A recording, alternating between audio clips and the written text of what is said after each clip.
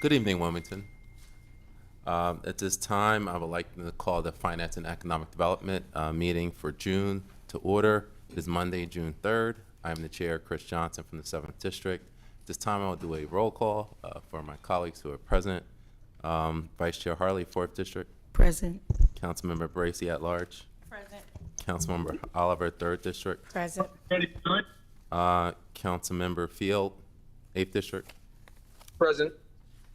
Councilmember Spadola at large. Present. Council President Congo. Here. All right. And also I have like to recognize Councilwoman Fields from 5th District.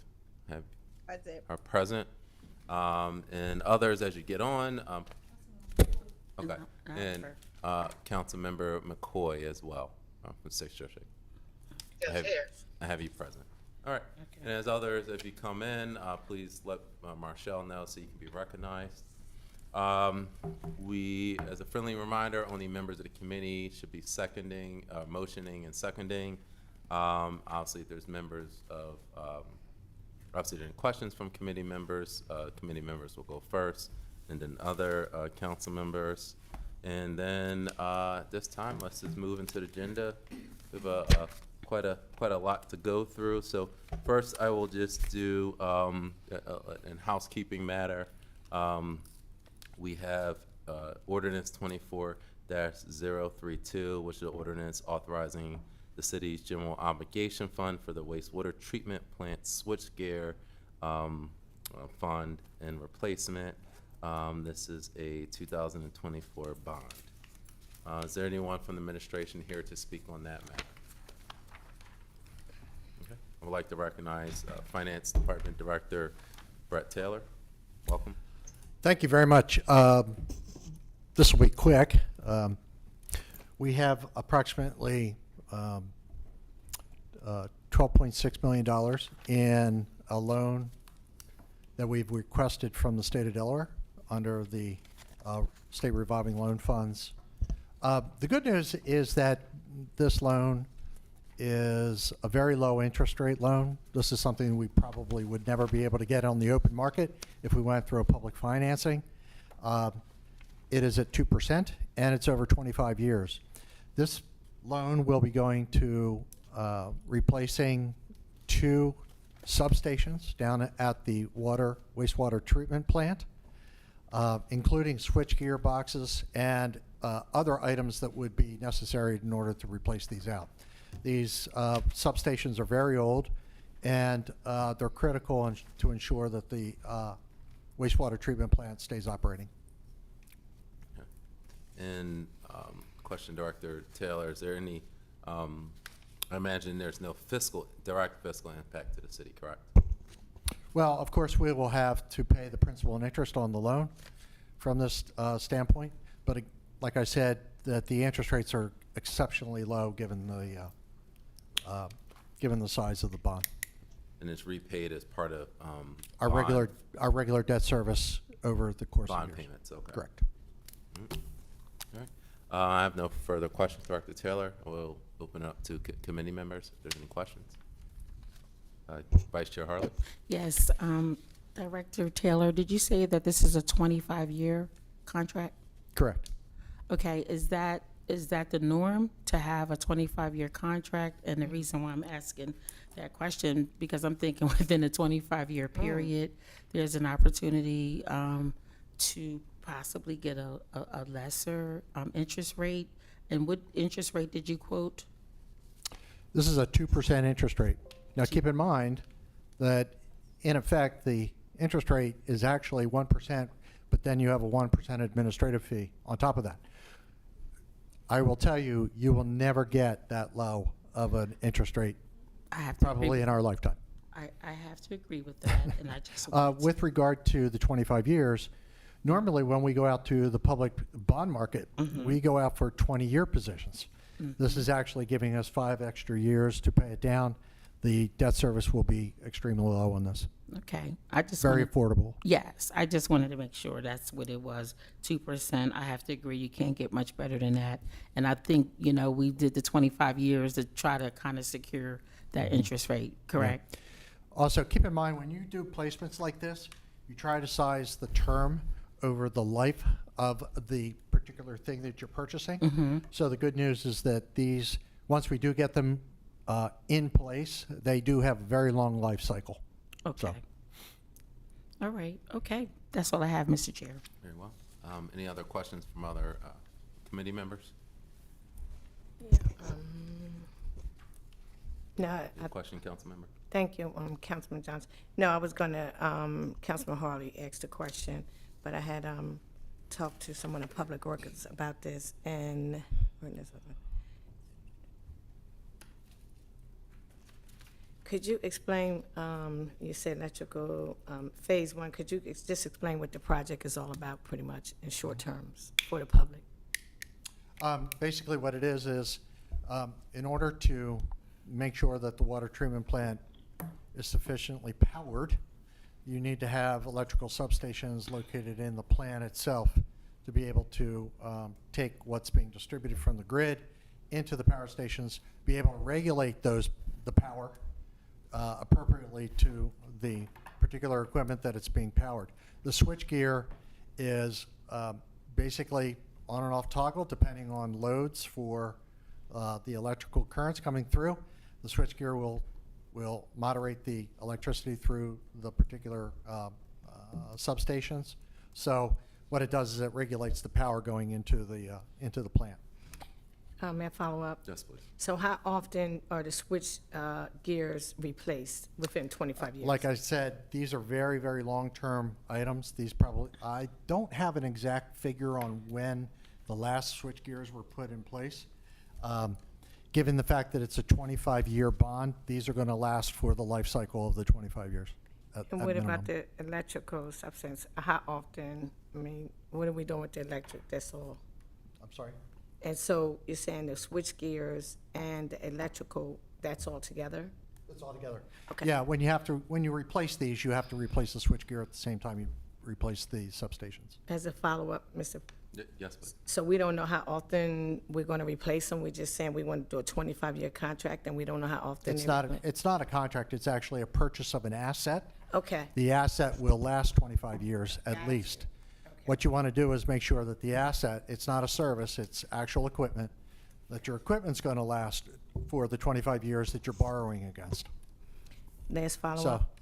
Yes, please. Now, I wanted to say, the reason why I'm asking this question is just so the public can know how important it is for us to have clean water, how costly it is to continue to have clean water in the state of Delaware. So I'm asking a question, so the public, sometimes they have questions for me about an increase, et cetera, but they don't understand, because sometimes I don't even understand, but it's a lot of things that go into keeping our water clean in the river. it is For the a Brandywine. huge, it is a Yeah. huge operating plant. To have clean water, of course, we've got two components. It's the water we take out of the, say, Brandywine River. We clean that. What we're talking about here at the wastewater treatment plant is anything that comes through our sewer system going Say into less. the plant. That has to be cleaned in order to make sure that anything that goes, for instance, if it goes into the Delaware River in terms of discharge or is being recycled, has to be at better condition. In fact, the city of Wilmington puts back water that is in far better condition than what it receives. Thank you. So when we have our sewage system, we have to keep it we have to make sure the equipment is up to grade in order to ensure that we don't have any of that wastewater go into a system that's not clean. Likewise, we want to make sure that the plant is operational for any situation, such as, catastrophe or whatnot. We want to make sure it's very, very important to keep up the equipment and the deferred maintenance on a plant like this. Because if it goes down, then you're not going to be able to process the sewage that comes into the city. Thank you. Last statement. Yes, please. I'm really expressing how good I think this is because I saw this morning in Philly, all the main breaks all over the city of Philadelphia, and it's water, old piping and old equipment, so it's floods everywhere in Philadelphia. So Yep. with that being said, thank you, Norma.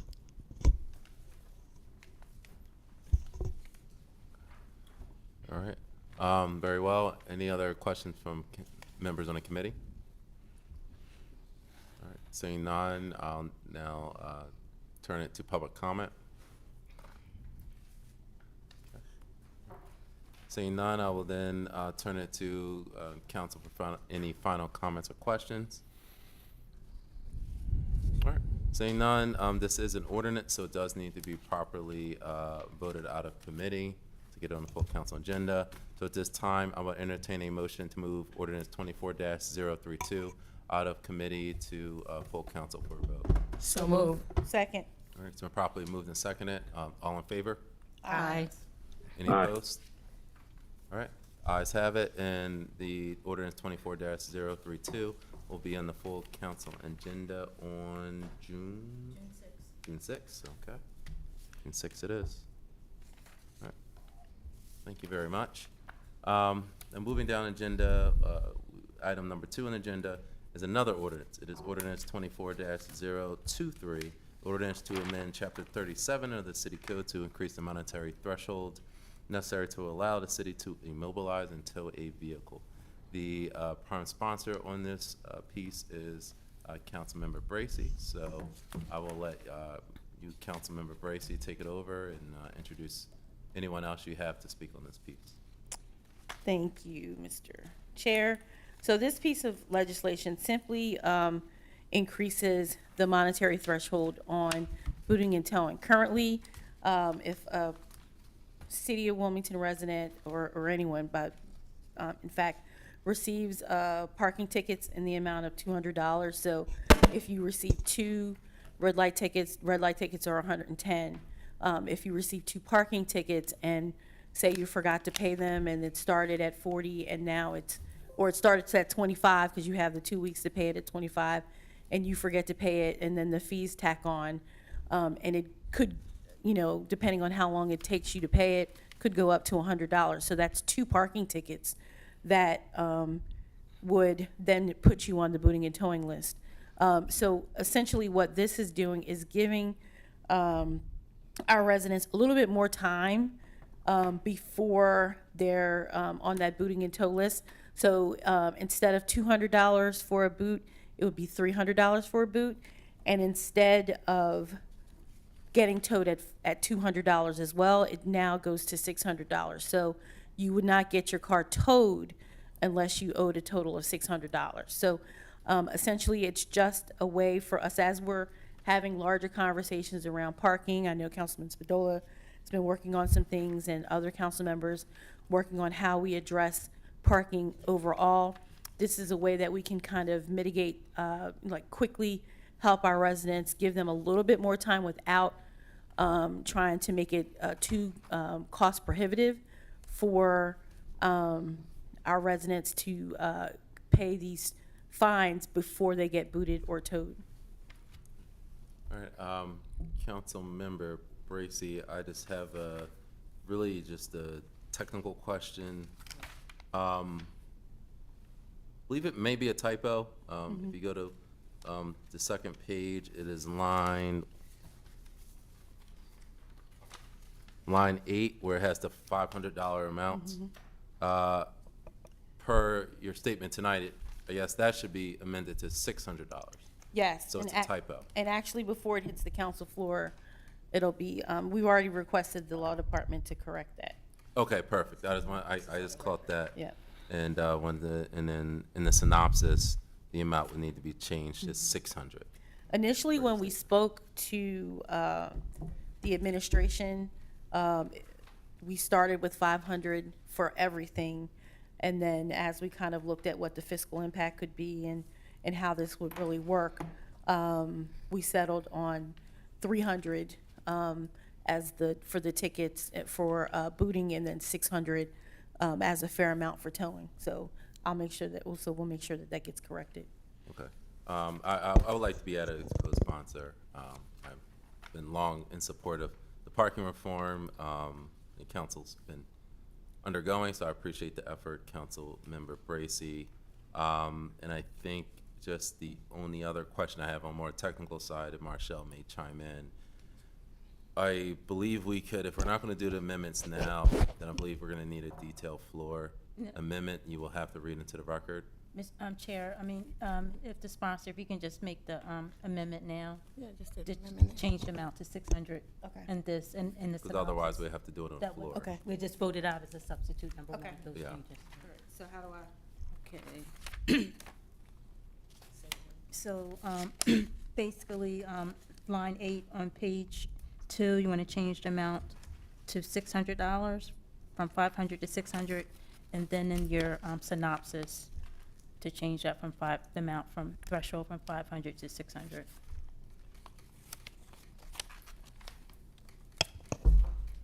So I believe that formally, we need to motion that? Yes. Okay. Okay. All right, so at this time, I'll entertain a motion to move substitute 1 pursuant to changes to state on the record. Substitute 1 to ordinance 24-023 as amended to change the values of $500 to $600, and in synopsis, $500 to $600. So moved. Second. All right, it's been properly moved and seconded, the substitute ordinance with the amended changes as stated on the record. All in favor? Aye. All right, any opposed? All right, the changes have been now attached to the ordinance. So at this time, I'll further discussion on the substitute ordinance. Yes, Councilmember. Thank you, Mr. Chair. On the substitute ordinance only, I would hope that we would be, I'd like for us to review this in 6 months. Because I know it's a lot of people that are interested in working with the towing. As myself, I've been working it for years, but I don't want to do anything that's going to hurt our constituents even more, because I did receive a call regarding this ordinance, and she said she had kids. It was hard enough for her to pay $200. How's she gonna pay $300? She barely got her car out. Her husband lost the other one. They lost their jobs around COVID. How it's $600. So everybody's income is different. I'm in favor of it, but I hope in 6 months we could review this to make sure we're not putting something in place where it's going to harm constituents. Because if they can't pay, I was all in favor, but when she said that, I'm saying to myself, if she can't pay for 2, how can she pay for 3? And the towing is increased. It looks like it could work one way, but I can see where it may go another. So my only thing is to make sure we look at this, review this in 6 months, so we're not doing anything that may harm certain constituents who just don't have it due to COVID and just the increase in living today. But I am in favor of this ordinance. But I would like Yes. that to be reviewed in 6 months, Chris. Just put it in the back. Okay, well, then, and the sponsor can address it. Okay. Do you want to address it now, sponsor? Sure. So, and I made a note, and I am totally in agreement with you, Councilwoman Oliver.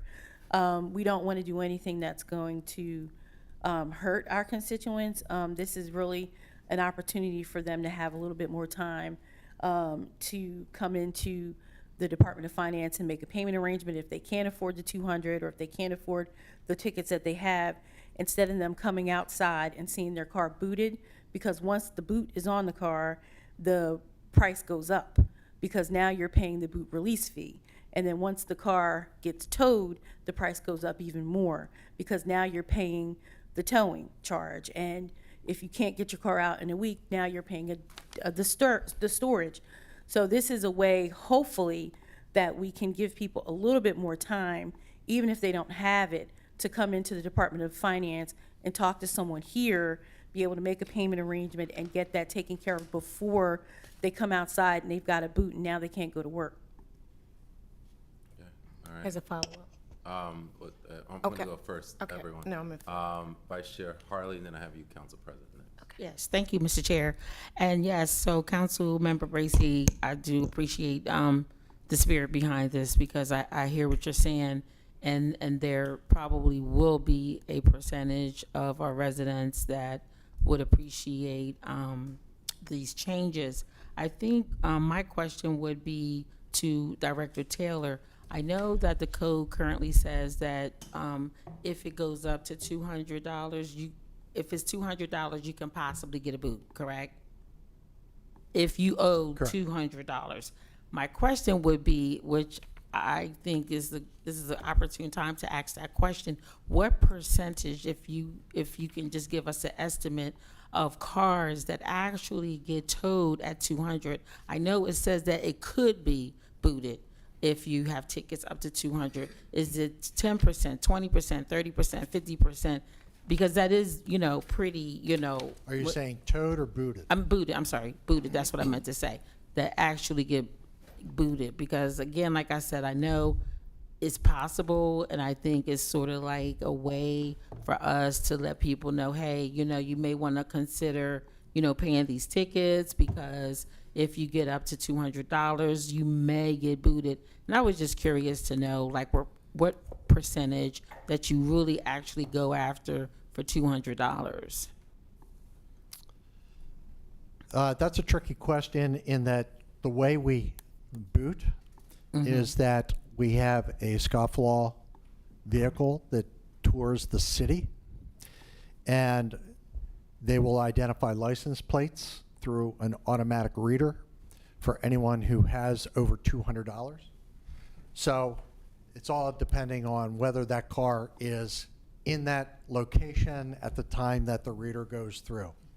At any given point, it could be, 50%, it could be, 30%, depending on how many boots we do.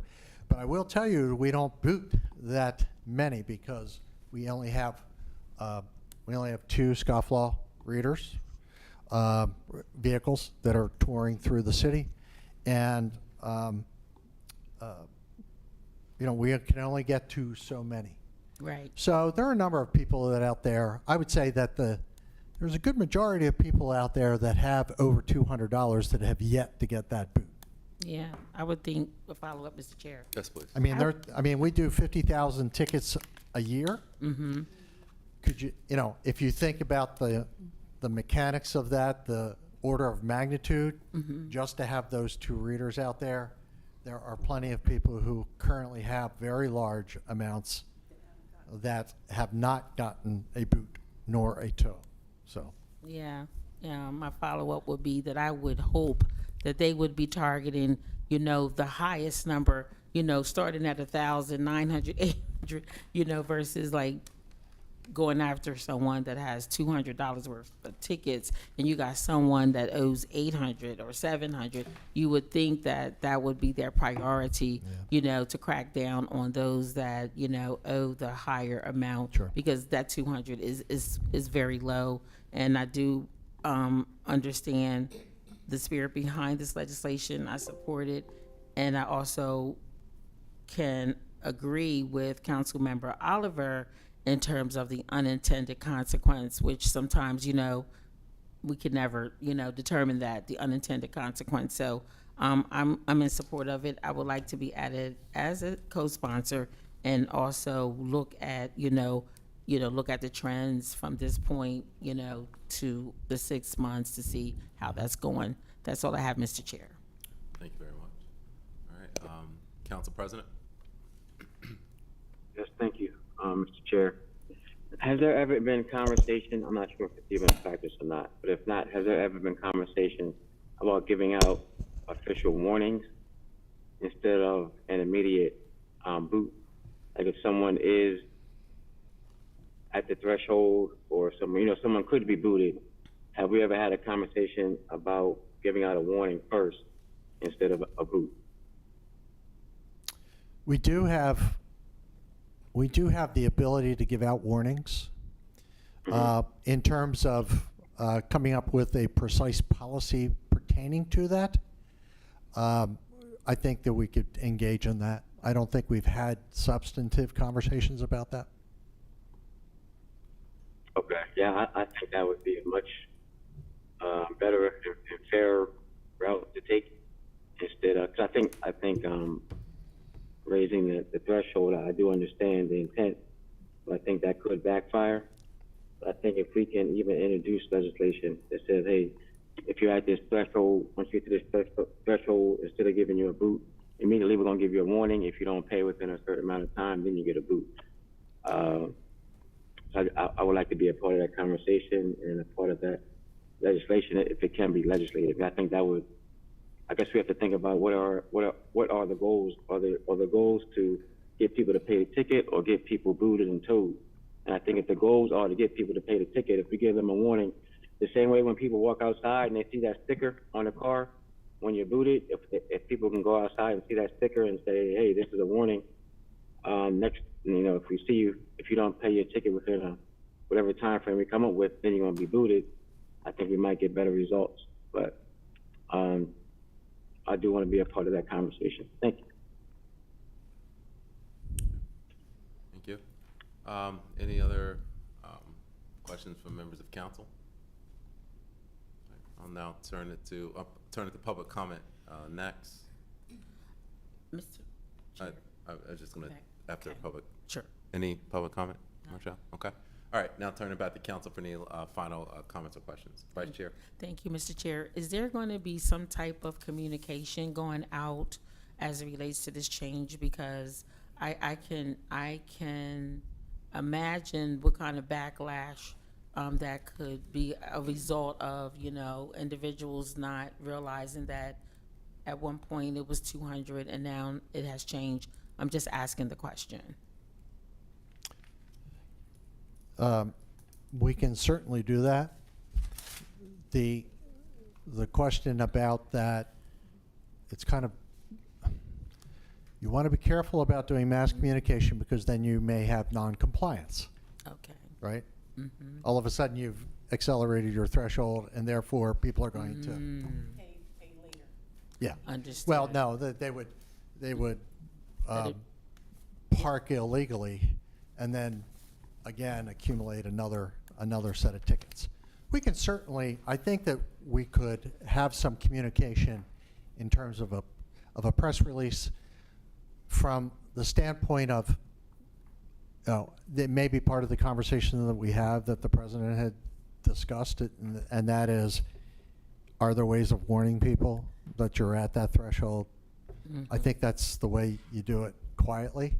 Just you're dealing directly with the citizen who has received those tickets, as opposed to making it a blanket statement. Agreed. So I think we need to talk and how to finesse that. I agree with that. Yeah, Actually, I do, Mr. Chair. Yeah, I do. I just wanted to say that, after asking the question about the mass communication, I do think that would be more effective.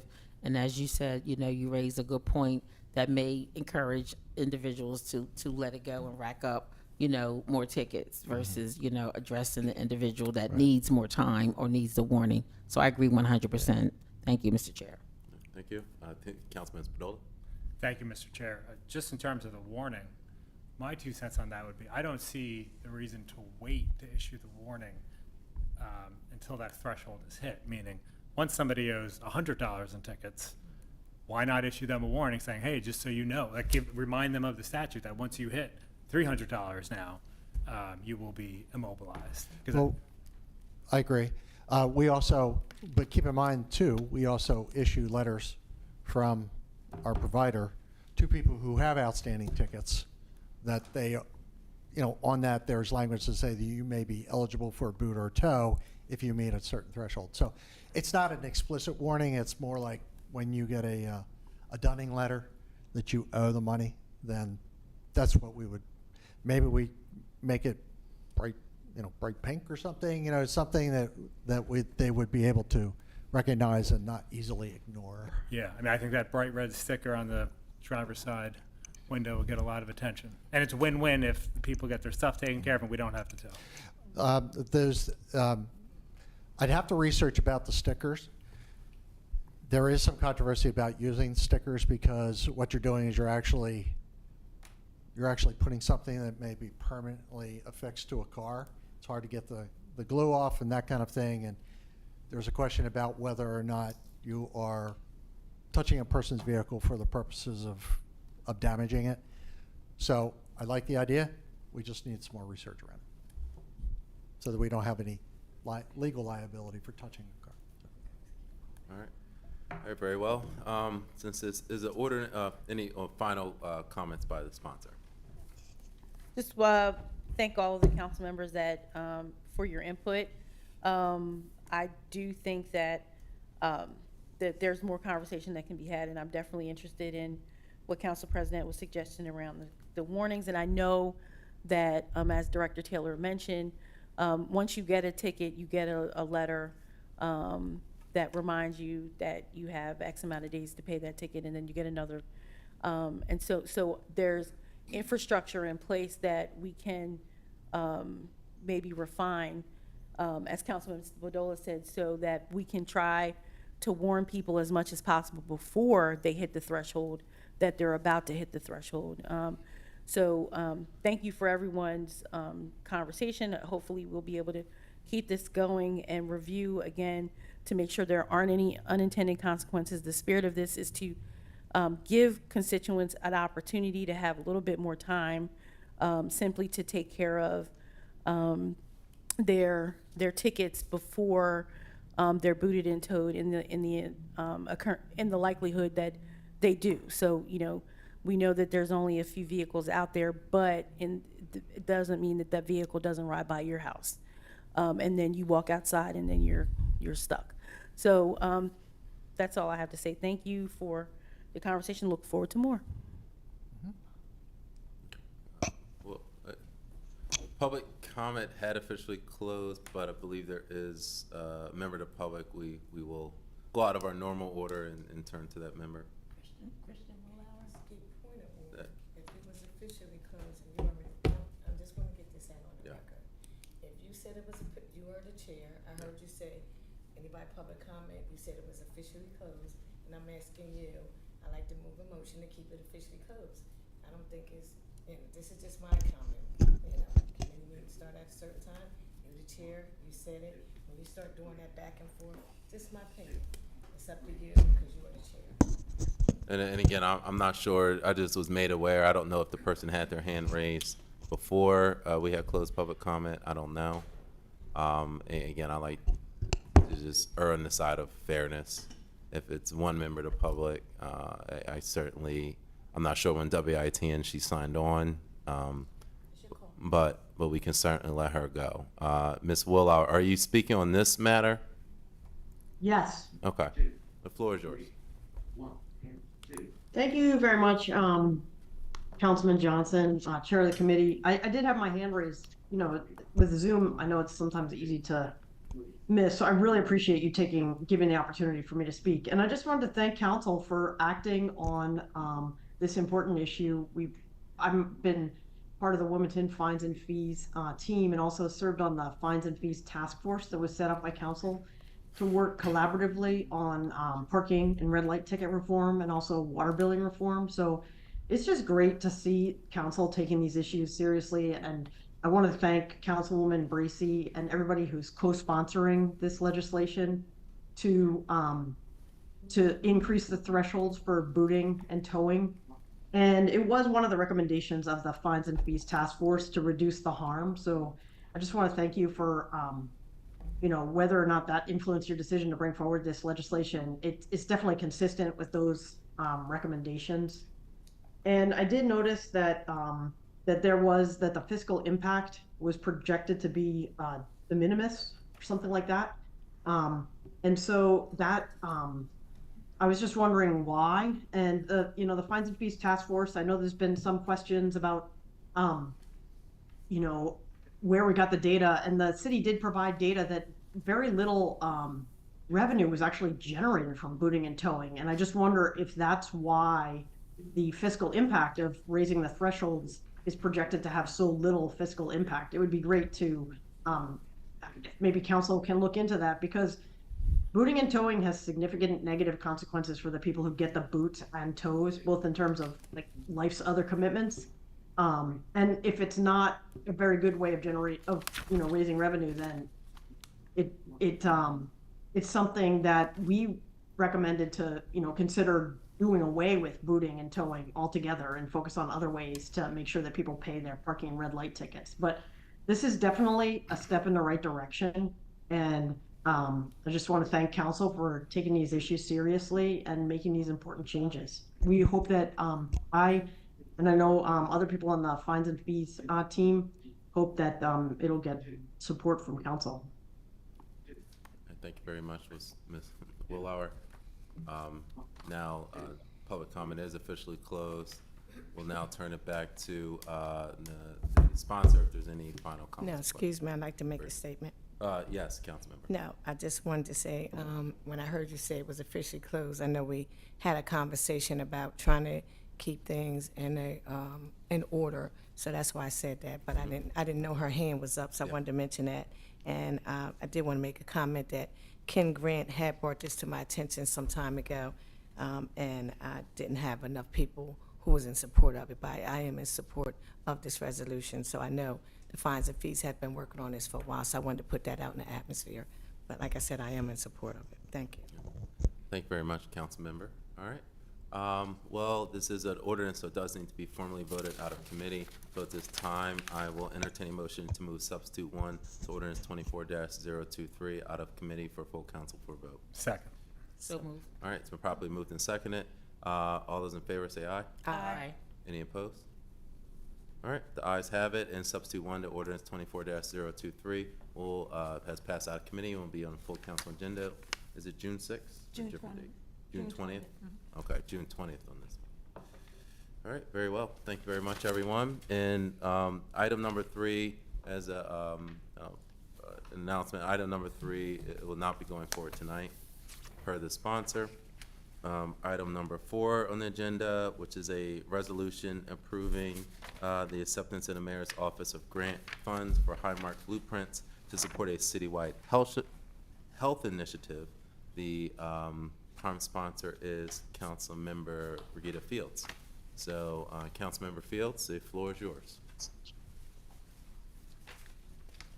Thank you, Council Chair. I really appreciate it. Yes, this was brought to my attention by the Special Assistant to the Mayor, Ms. Smith, and we both are very, very cognizant about health and heart, and just making sure that we take care of ourselves as well as the city. So I was more than pleased and grateful that I was asked to support this resolution. Ms. Smith is on the phone and she could speak to it. Ms. Smith, do you have anything to chime in on this? Yes, good evening. Thank you so much for having me. This is a new initiative that we've created out of the mayor's office, wanting to build on the success that we've had with our city employees. We wanted to see if we could create similar programming and provide resources to our city residents. So we've been really grateful to be able to partner with Highmark on their blueprint side, which is essentially a grant. And we are just hoping that this can be accepted into tonight, and so that we can get started on our programming that we hope to launch this month. All right. Very, very well. Thank you very much, Ms. Smith. On this matter, I know I've worked with Councilmember Fields in terms of other health initiatives, and I certainly would like to be a co-sponsor for this. As a former personal trainer myself, I want to try to show what we can do as city leaders in terms of improving health in our community. As someone who's had, so many people with diabetes in my family and other health issues, especially in the Black and brown community, it's important. So thank you very much, Ms. Smith. Please keep us updated so we can actually go out there for the workouts with you guys. Yeah. I certainly am ready for that. And again, thank you for that partnership. Thank you. Vice Chair. Yes, thank you, Mr. Chair. Thank you, Council Member Fields, and I also want to thank Ms. Smith for this work as it relates to working on this grant, it getting approved, and we have the opportunity to vote on it on this evening. What is that going to look like? It says that Highmark to accept the funds from Highmark, and it will be used to support a citywide health initiative. So what is that going to look like? Is the city going to be distributing these items? How's that going to work? I was just wanting to get an idea. Sure. So the program is called One Heart, and it's really both a call to action, symbolically and literally, to ask everybody to think about their heart and this one life that we have, and what is that one action you're going to take to move your health and happiness forward. So the program One Heart will launch in June. It will be a series of events that hope to like embrace the family as well. We're going to focus on some event planning for men in particular, and then we're planning toward the end of the summer to have a kids focused event. So again, it's not just cardiovascular health, but it's also seeking to create programming that would also help with chronic disease management. We have high rates of high blood pressure and diabetes in the state of Delaware, specifically in Wilmington as well. And then again, our kids are suffering both from a cardiovascular and weight management perspective, but certainly with their mental health. And that was something that was clear across the board coming out of COVID. So this programming is aimed to just really address all aspects of mind, body, and spirit when it comes to your heart health and how do you have a healthier heart. And so we're going to create programming that's original. So original and also kind of building on what's already out there. So we're looking at working with the Hicks Center specifically on creating a Couch to 5K programming. I've never been a personal trainer, so I need to start at the very beginning. I need to start with walking and build into that 5K. And so One Heart also is planning on not only having that program, but also having that 5K that helps to celebrate people's achievement in completing the Couch to 5K as an example.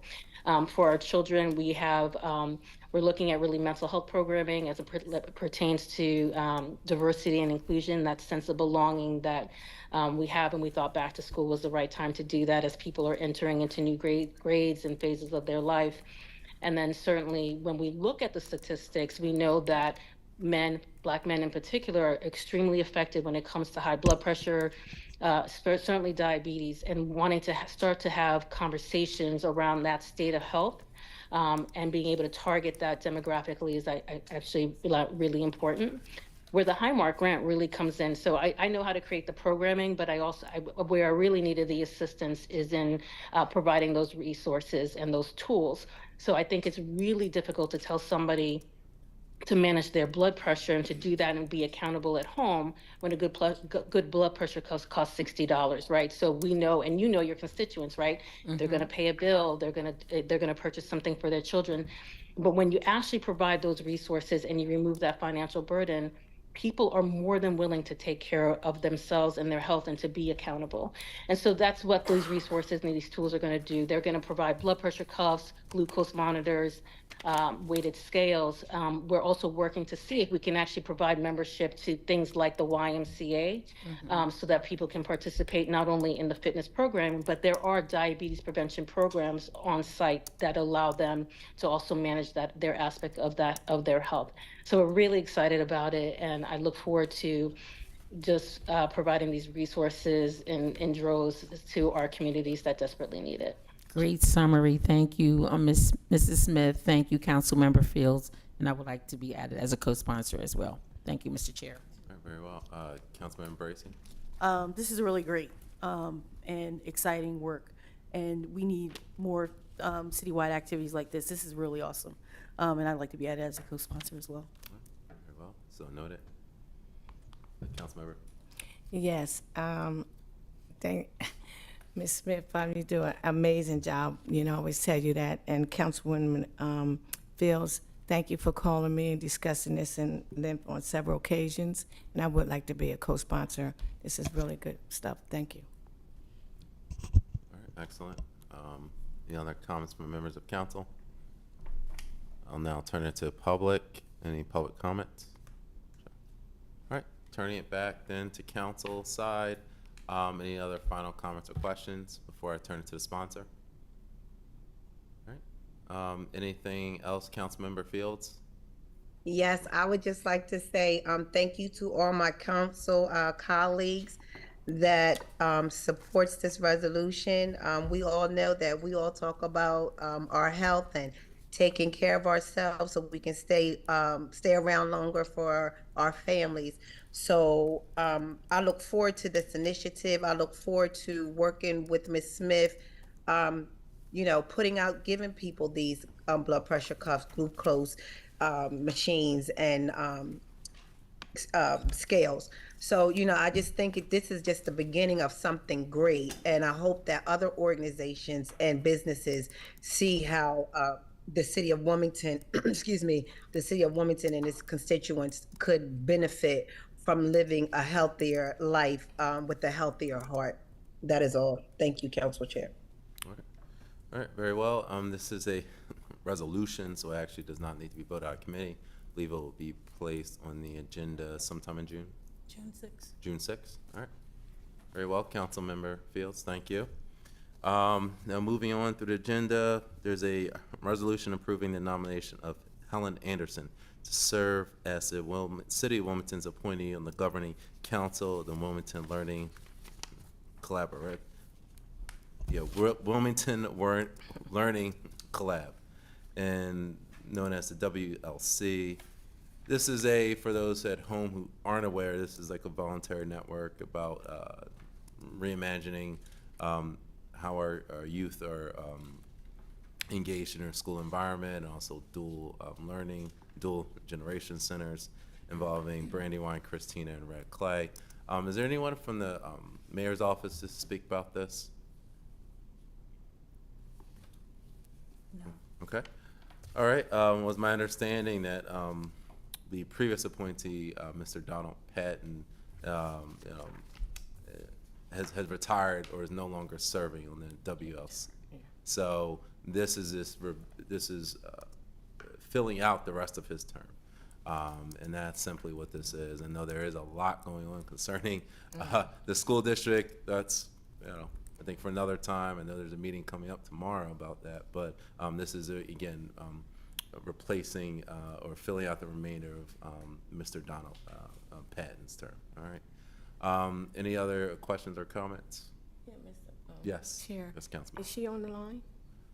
I don't know. No, she's not online. I don't believe she was. I don't believe the person was invited. I mean, to the meeting. The invite wasn't sent to her. That's interesting. I mean, I'll follow up. Yes. I just know when we, I would just think if she's being approved by council, that we would at least see her face or know who she is. I think Mr. Patton did come on the screen. Just a little unusual. I don't know if she was invited or not, but to me, if she's being approved by council, would be good. This is, once again, I like to make this announcement. This is the place for, this is a committee meeting where we have a discussion. We don't have to wait to come to council to do all of this. This is the place to have a discussion, whether you agree or you disagree, or if someone's being nominated or not. So I wanted to put that out there. I think she should have been here. That's my opinion only. That's that. And there's a point of reference. This is a administration request, so I don't know why she's not here. This is their piece. Okay. So, any other Vice Chair? Yes, thank you, Mr. Chair. I do want to thank Mr. Patton for the time that he was able to serve on the Wilmington Learning Collaborative governance team. We know, as you just mentioned, that the mayor actually appoints the person, and a number of us was able to weigh in on that appointee, and we know that council actually, votes on the appointee by the mayor. But I definitely wanted to thank him for being willing to serve.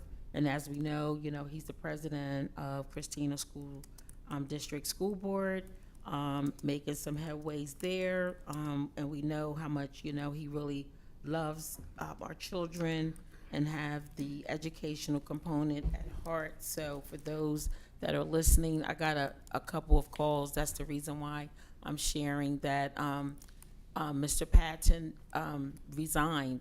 So there was no anything negative. There was no trouble or anything like that. He just made a quality decision to resign and focus on being the president of the school board that he represents. Thank you, Mr. Chair.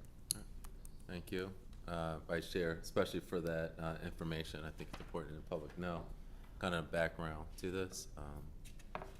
Any other comments from members of council? Okay. Seeing none, any public comments?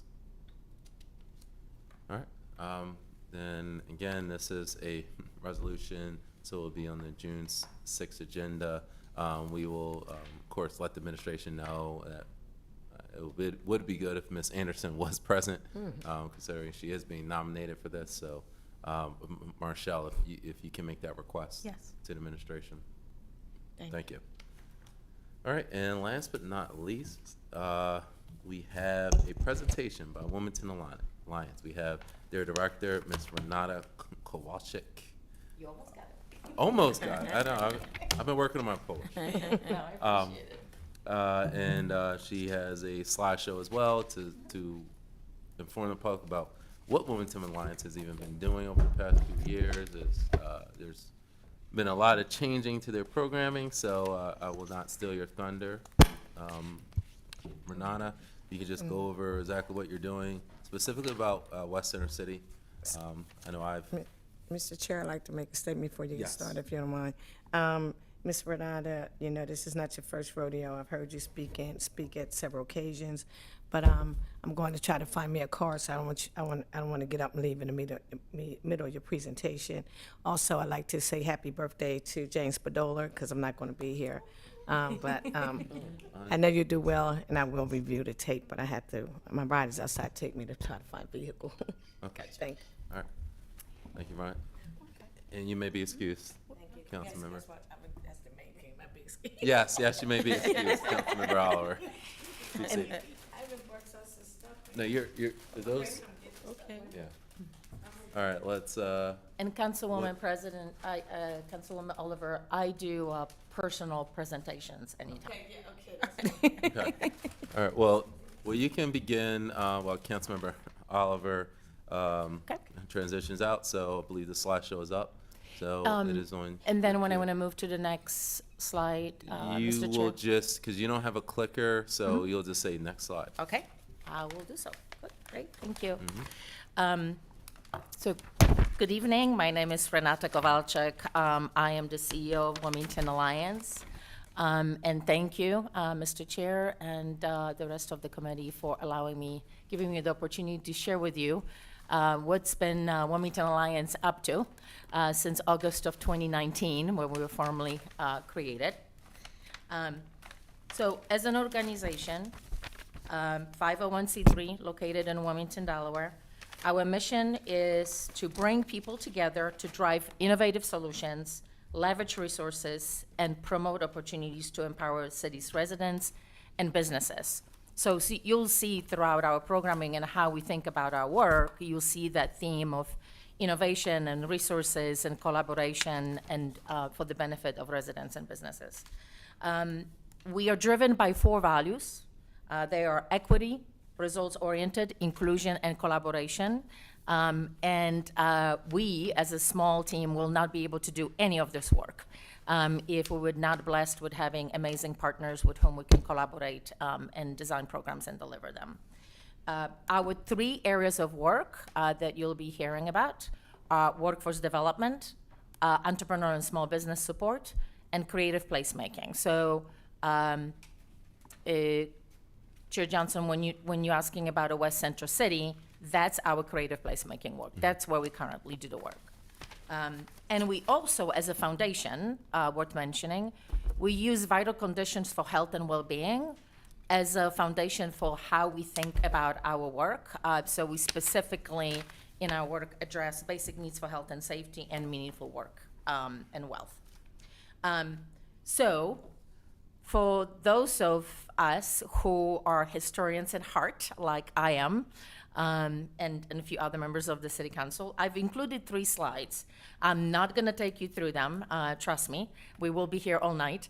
But I wanted for everyone to have a sense that Wilmington Alliance, starting with slide 3, if you can go to the next one, Wilmington Alliance was created on the basis of the foundation of the richness of the 2 other organizations, right? We were formed, as I mentioned, in August of 2019, of the merger between Wilmington Renaissance Corporation, that some of you might know was created as a Wilmington 2000, was created in 1993. To this day, there are programs, there are initiatives that we all know about that were created by WRC. Wilmington Leaders Alliance was formed much later, but it was formed with the same impetus of how might we bring corporate and philanthropic resources together for the purpose of identifying some innovative solutions that can be brought to the city. WLA focused on the workforce side as well as reduction of gun violence. WRC's focus was small business support as well as creative placemaking. So when we launched the organization, if you go to slide 4, when we launched the organization, that was our starting point, right? 2 organizations that focused on creative placemaking, workforce development, gun violence, and small business support. And then 2020 hit, right? So COVID hit, and so there are several programs that exist today that were created by Wilmington Alliance with its partners directly in response to COVID, and how can we support our small business community to first survive COVID. And that's what the Wilmington Strong Fund, for example, was all about, that we created in partnership with Cornerstone West CDC. And then we were asking ourselves, how can we be part of bringing the city back after COVID? So there were several programs like the Equitable Entrepreneurial Ecosystem Program, which in short E3, which we've launched in 2020 in partnership with Peter Pan Freedom Foundation, that still goes on. We've had programs such as the Equitable Technology Fund, where we were dispersing laptops, devices to workforce seekers, and that ended when COVID sort of ended, not ended, but we felt like we got the needs met of our nonprofits. Wilmington Made, that exists today, was actually created as a Shop Local campaign in 2020. So if you go to the next slide, slide 5, there has been, to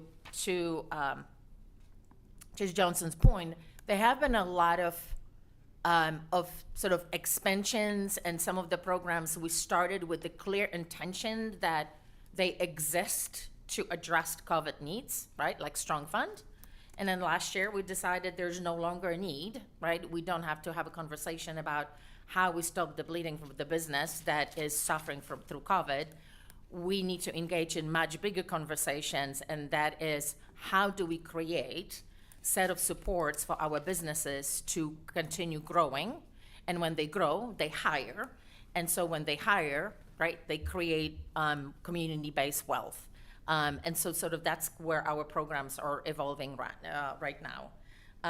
But one item that I want to bring up, because I don't think that a lot of folks know that, clearly Dr. Deborah Mason does, is that if you're liking the books and bags and hats and book bags and jackets that the city team is wearing for the community public safety, that was proudly paid by Wilmington Alliance, because the ARPA funding could not cover that. So Dr. Mason came to me and asked me if Wilmington Alliance will be able to fill that gap, and we gladly did. So next slide. As an organization that values, that one of our values is to be results-oriented, that means to us that we are very data-driven. And we've been investing significant amount of intention, attention, and dollars to build that capacity in our organization. So starting early this year, we began sharing what we refer to as annual impact, right? So the next 2 slides is just a summary of what we've delivered with our partners in 2023 by programs. So in workforce development, we track information such as number of people enrolled in job readiness programs, how many of those individuals were provided assistance with fines and fees. And a caveat here, an important thing for the City Council to understand, Wilmington Alliance has funded fines and fees, but that is not the ticket fines and fees. It is the fines and fees that cover copyists, state IDs, driver licenses that the person that is looking for a job may need, but they don't have dollars to support it. So it's specifically focused on eliminating legal barriers for individuals seeking employment. So since 2015, when it comes to creative placemaking, which is, again, the work that we're doing in West Central City, we've invested over $3 million in West Central City since 2015. Since 2021, when we started very intentionally focusing on creating collaboratives and partnerships around removing barriers to employment for justice impacted individuals, right? And that's where our focus is in workforce. Through our partners that we support and we collaborate with, we supported over 1,300 job seekers, and 91% of them are justice impacted. So that clearly speaks to the effort that we've collaboratively putting in around removing barriers for a significant population in West Central City. I'm sorry, in Wilmington. The next slide our 2023 impact on small business. We currently have 4 programs. That's Wilmington Kitchen Collective. You might be familiar with the first one that we opened in Grace Church. It was actually started with letter of support from Councilwoman Hurley. And then we just continued on, opened a second location the same year, third location opened this year, and we're gonna be opening the 4th one later this year. We are now at 25 businesses that are operating out of those locations. And bringing on more, we have Kiva, Delaware, in partnership with Cornerstone West CDC, which provides a small 0% loans to businesses, and that allows them to build credit and become bankable. We continue with our partnership with Punta Pond Freedom Foundation. That's an E3 program, and the contribution of Wilmington Alliance is that when businesses apply to E3, we, the Alliance, add $25,000 to that pot specifically to support Wilmington-based businesses that are selected for that cohort. And Wilmington Made continues to grow and expand from a Shop Local campaign when it started to a directory of businesses. Then we piloted back office support for marketing. And then last year, we supported several businesses with back office support, and we realized that this is what is needed the most. So that's where our focus is now in providing back office support. You see by the statistics that 81% of the businesses that we support are minority-owned, 70% are women-owned, and 77% are Wilmington-based. But in total, since we launched Wilmington Made and our other programs, we've supported 566 businesses with $1.4 million in support and programming as an organization. So let's talk about West Central City in the next slide. So in West Central City, we currently maintain and program 3 specific locations. So that is the Rock Lot, which was the first one that was opened back in 2017, the 7 and West Park and the Community Garden, and that's in 7 and West. And then in the summer of last year, and many of you attended our grand opening, in the summer we opened Artemat. Each of those locations have different types of programming, and I'll mention that in a second. But it's worth mentioning that those 3 physical spaces are part of a continuation of a plan, which was called the Vacant to Vibrant plan, that started with murals and public art that you can still see, for example, on the Catawba Alley and right on 8th Street. Then it was the Rock Lot, 7 and West Community Garden I mentioned. The Wilmington Kitchen Collective was actually part of that plan. And we only planned for having one at Grace Church. And we were completely overwhelmed by the demand for state certified commissary kitchen. So that's why we started expanding, and it became a standing program on its own as part of our entrepreneur-owned small business supports umbrella.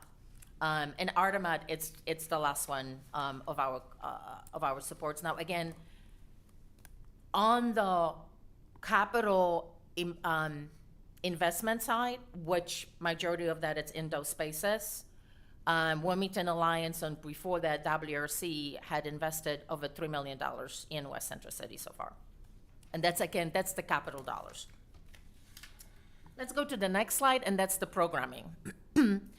So I mentioned that each of the three spaces focuses on different types of programs and services. So starting from the left going to the right, the Rock Lot, that's when we do drumming circles. So we started them up.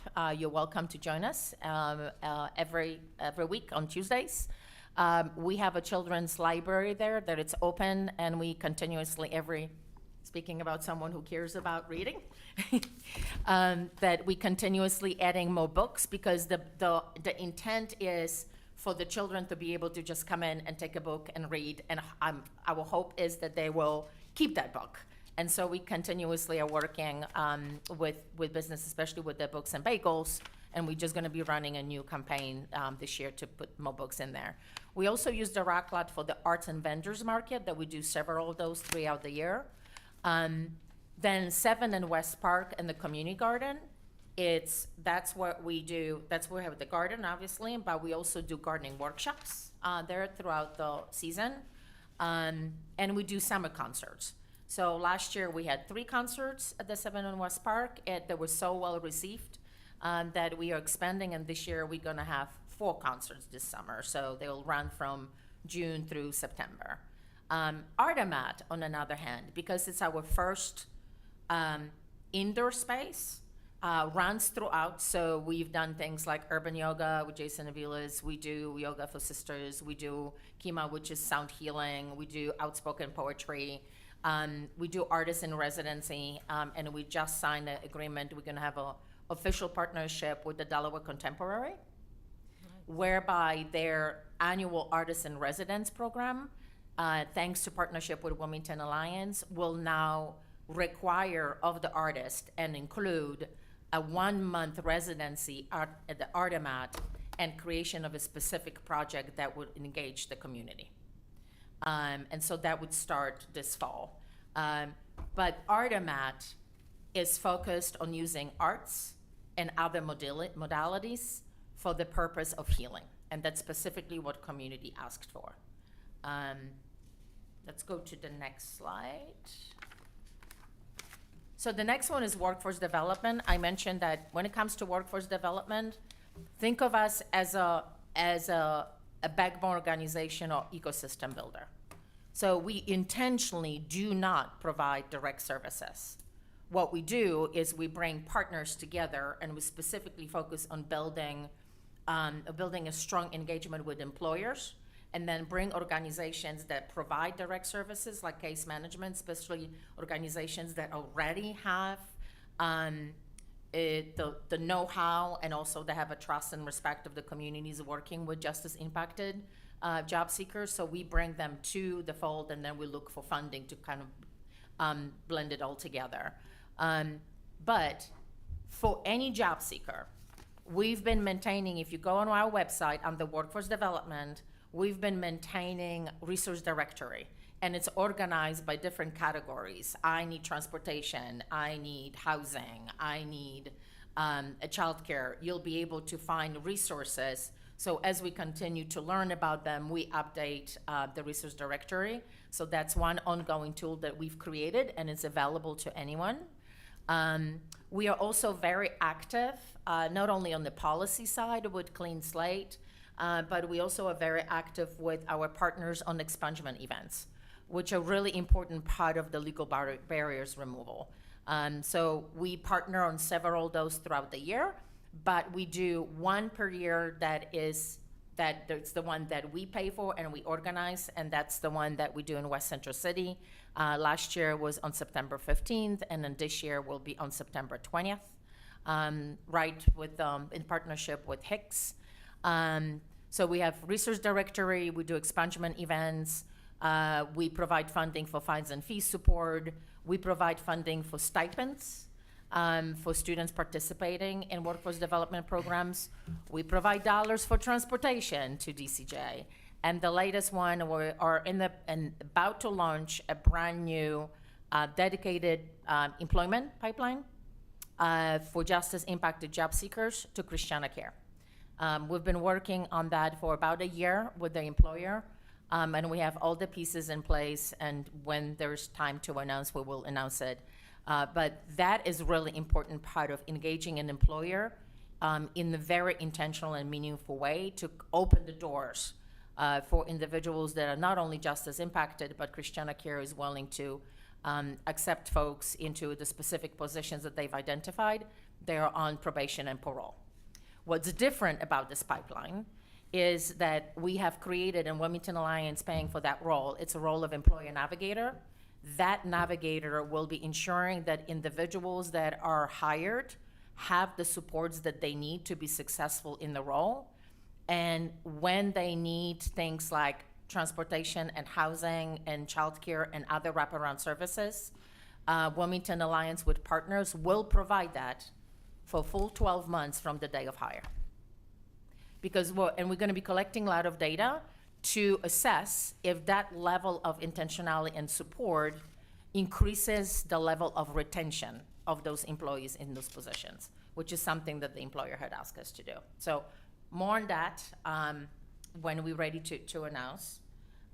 Last but not least, entrepreneur and small business support.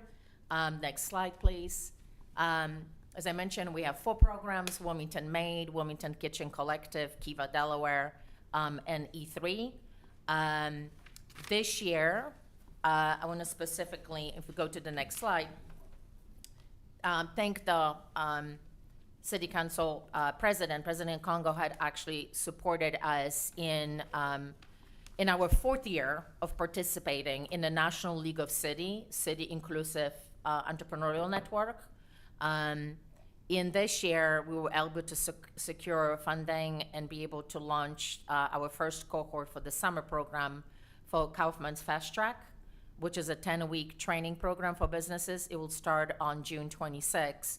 And our intention is to pilot and see if it's a good fit to be the summer program between the 2 launcher programs, right? So then we'll have sort of training available for our entrepreneurs possibly throughout the year. So that concludes if we go to the last slide, my update on our programming. But if you go on our website, if you follow us on social media, our programs are always up to date. And we also have our impact reports there as well. All right, very well. Thank you very much. You're welcome. I appreciate Any questions? your comprehensive rundown. I guess my question is always, I'm well aware of the work you all do, so thank you for sharing it with the public. I guess my question is more about how, I don't think I've ever asked you this question. How big is your staff? Like how many employees? Because it seems like you cover such a wide breadth of areas between data and obviously the operational side. I imagine, well, I hope you have the resources you need, but. Never. I have 5 staff members. Okay, wow. This is why our number one way of doing the work is not to do it ourselves, but rather to look for partnerships. So our mode of operating, when there is a need that is expressed to us, and it could be from a business community, it could be from my board, it could be from participants of the programs that we already do, I don't start by creating a program. I start by understanding who already is doing the work in that space, that if we come together, we will be much more impactful and powerful. Then we look, is there a business model nationally that we can bring? That's how we brought Kiva to Delaware as a Kiva hub, because why invent a wheel if there are models that we can already replicate here? And then we look for funding. Okay. And that's the second question. Just dovetailing to that, again, very appreciative of your work, especially Wilmington Strong Fund, what you did on the west side and helping our small businesses come back. I know I was working with you guys on that, and I'm very appreciative of that. And I guess our question is to ask, in terms of council, how we can support you. I know we're having the same conversation with Dr. Deborah Mason, right? let's look at 2 fiscal years ahead, right? How can we help your organization build capacity from city council side, whether it's letters of support or whatever we can do to help move that along so you can get the grant writers you need and whatever resources you need to make it happen. Thank you. Thank you for your question. Well, if there is a time for the type of grant, and we are providing the letter of support to Dr. Mason as well, because that work is much needed in West Central City. I cannot wait for this to be there soon enough. So if there is a type of a grant where the letter of support will be helpful, I will take you up on that offer for sure. I do know that we have a letter out with requests for small support for our lighting. We've been, as a result of increased safety issues in West Central City, we had to install not only security cameras, but we'll be installing additional lighting in all 3 properties, around the properties, because we want to make sure that not only my staff member, who is the community engagement person, is safe, but I also have to think about creating safe spaces for any and all the participants of our programs. All right, thank you. Any other comments or questions from council? Vice Chair?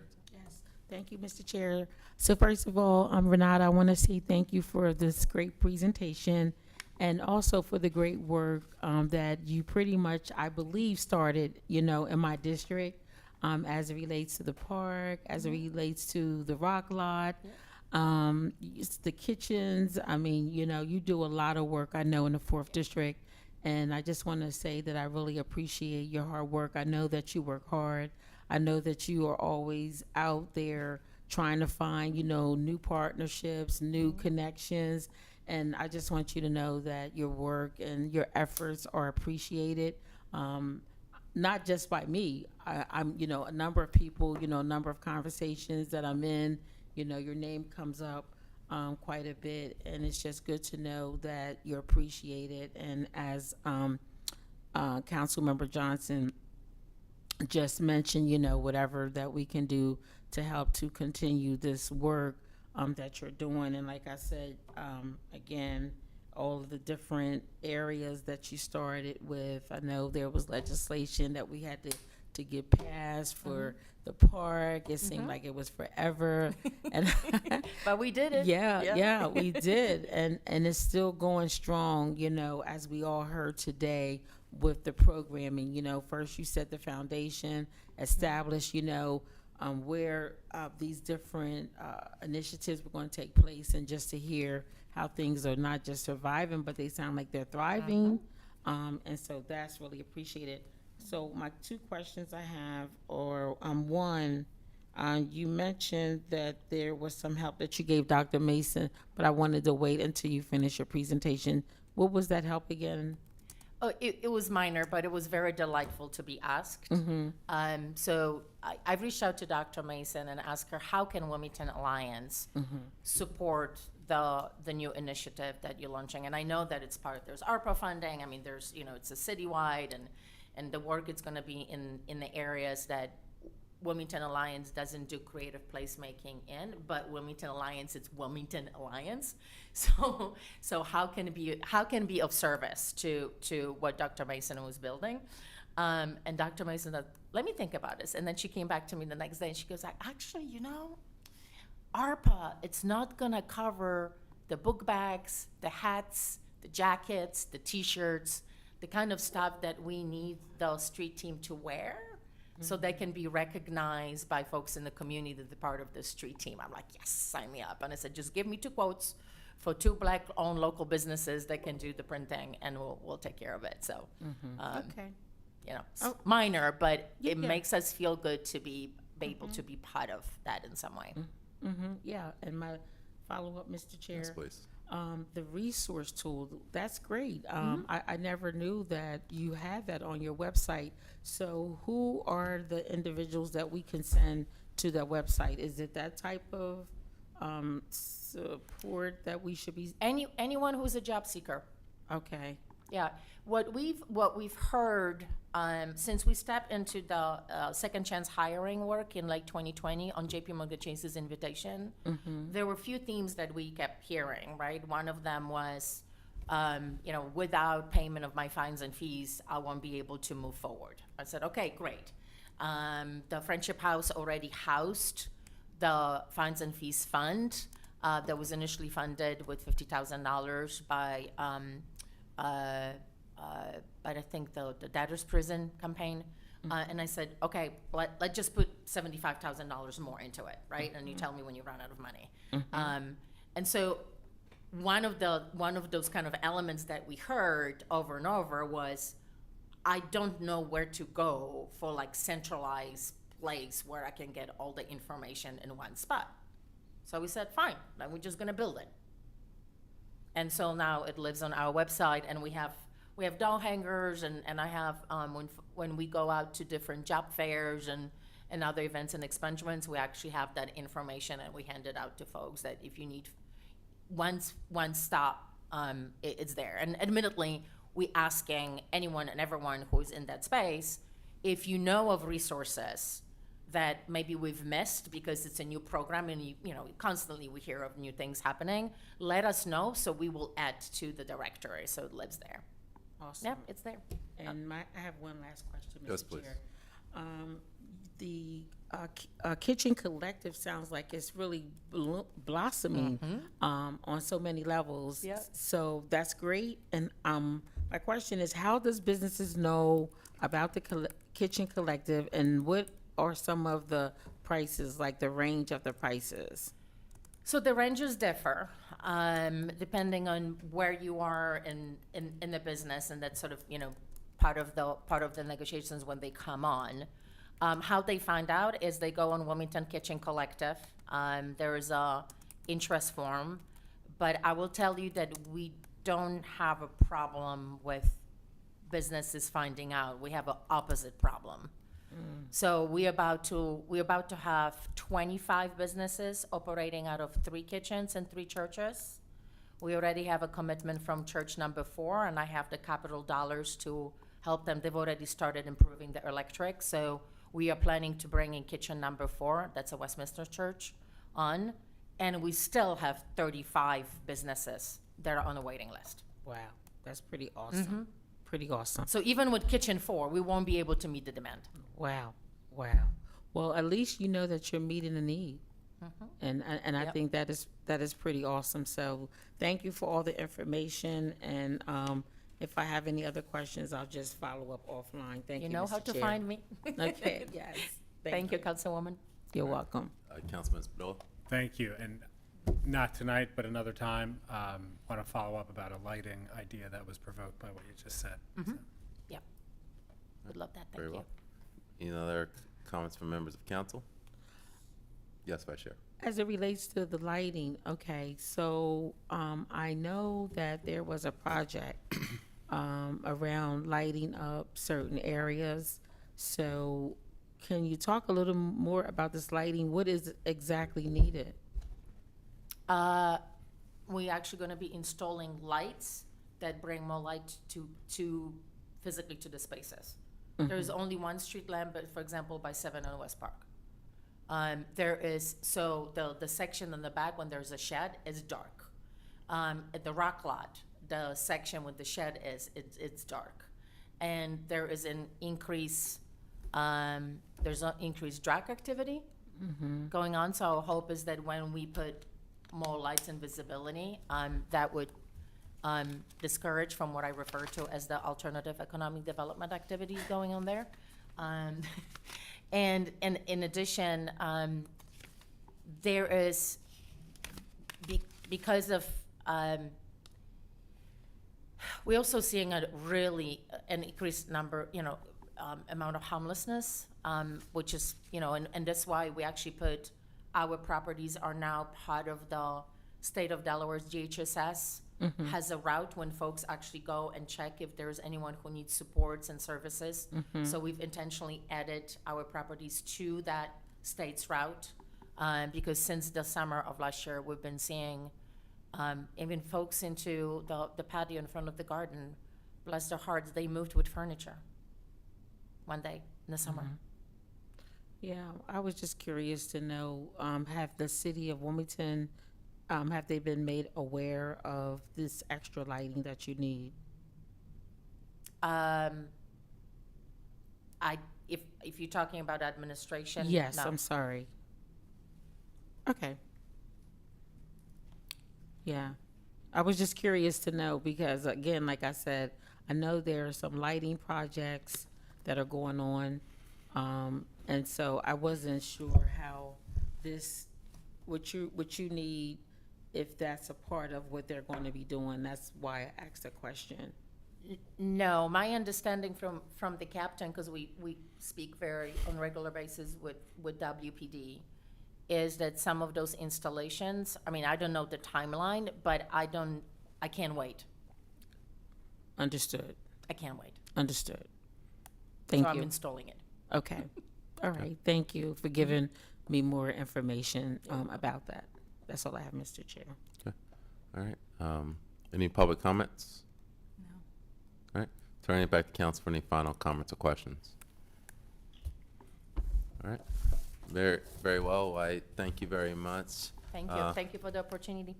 For presenting this. And again, I know I can speak for a lot of us, especially Finance Committee. We look forward to working with you and many other projects and trying to, again, make not only the West Side better, but all the city of Wilmington. We appreciate your team's work. Thank you. All right. Thank you. And with that, we have reached the end of our agenda. So at this time, I will entertain a motion to adjourn. So moved. Second. It's been properly moved and seconded. All in favor? Aye. All right, any opposed? All right, the meeting has ended, and we'll see everybody next month. Thank you. Thank you. Good night.